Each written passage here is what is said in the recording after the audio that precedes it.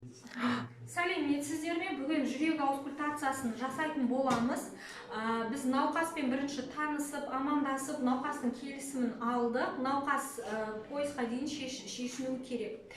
Жүрек аускультациясын біз жүрек туралы информация жинау үшін, яғни жүректің клапандарынан шығатын жүректің дыбыстарын тыңдау арқылы информация жинау үшін жасаймыз. Жүрек аускультациясының өзінің жасау заңдылықтары бар, ережелері бар. Жүрек аускультациясын науқас тұрған қалыпта, отырған қалыпта, жатқан қалыпта жасаймыз. Және науқас физикалық нагрузкаға дейін және кейін жасаймыз. Яғни жүректің жұмысын салыстыру мақсатында.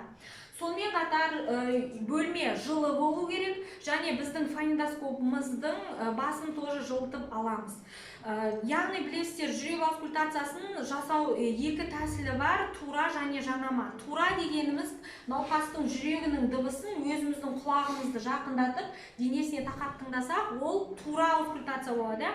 Ал жанама дегеніміз белгілі бір аспаппен, яғни инструментпен фонендоскоп арқылы тыңдаймыз. Жүрек аускультациясының 5 нүктесі бар. Және сіздер білесіздер, жүректің 4 қақпақшалары бар да.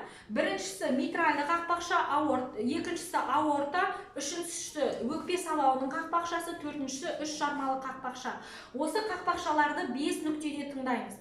Бірінші нүкте, біз бірінші өзінің ережелері, яғни науқастың денесінде түктер бар болатын болса, түктерді қырып алып тастау керек, немесе сулау керек. Және тыңдау үшін науқастың тыңдайтын өзі әр қақпақшаның тыңдайтын орны бар, сол орынды тауып алуымыз шарт. Және фонендоскопты қойғанда науқастың жүрек қақпақшаларының дыбысын жақсы есту үшін науқасқа тыныс алып, тыныс шығарып 4 секунд демалмауын сұраймыз.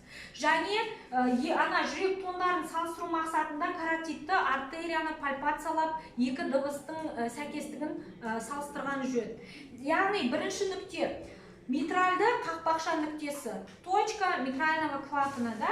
Ол негізі орта бұғана сызығы бойынша 5-ші қабырға аралық ішке 1,5 см ішке орналасқан. Оны қалай табамыз? Науқастың бұғана үстіне төл саусағымызды қойып, яғни бұғана аралықтарды тауып алуымыз шарт. Нам надо найти, да, межреберье. Мынау бірінші қабырға аралық, екінші қабырға аралық, үшінші, төртінші, бесінші. Бұғана орта сызығы бойынша 5-ші қабырға аралықты тауып алдық.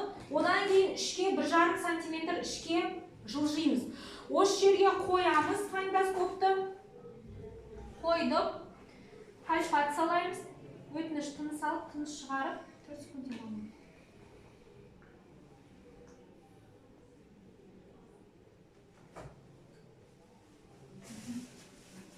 Одан кейін екінші жүрек аускультациясының екінші нүктесі ол аорта қақпақшасының нүктесі болып табылады. Ол сол жақ бұғана сызығы бойынша екінші қабырға аралықты тауып, төс сүйегінің маңына жылжимыз. Яғни оның төс сүйегінің оң жағында екінші қабырға аралықта орналасқан аорта қақпақшасын тыңдаймыз.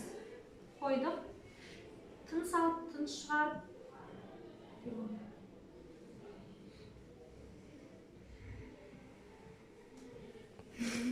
Енді өкпе сабауының қақпақшасы, яғни клапан легочного ствола, ол осы нүктеге қарама-қарсы екінші қабырға аралық төс сүйегінің сол жағында, немесе төс сүйегінен 1 см сыртқа фонендоскоптың мембранасын қоямыз.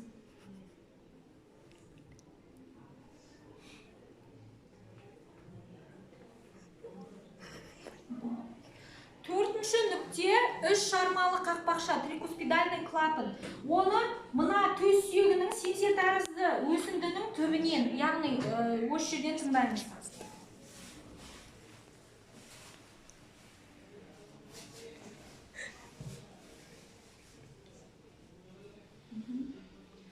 Бесінші нүкте точка Боткина эрба, ол төс сүйегінің сол жағында үшінші қабырға аралықта орналасқан.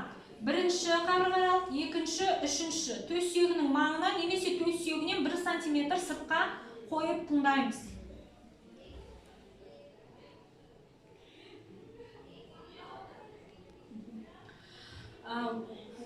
Және сонымен қатар митральды қақпашаны тыңдаған кезде біз жүрек соққысын санап өтуіміз мүмкін, немесе осыны бітіргеннен кейін қайтадан келіп жүрек соққысын санаймыз. 1 минутта қанша рет соғады?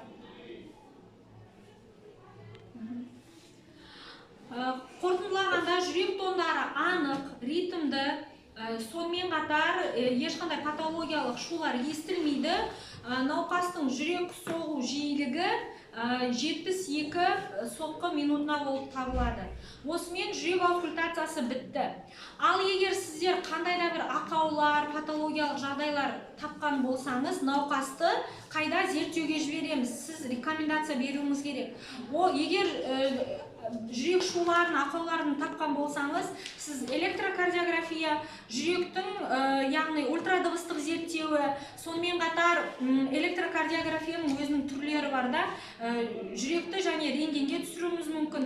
Және осы зерттеулерді өткеннен кейін бұл науқасқа, егер патологияласы бар науқасқа, біз кардиолог дәрігердің кеңесін өтуін сұраймыз.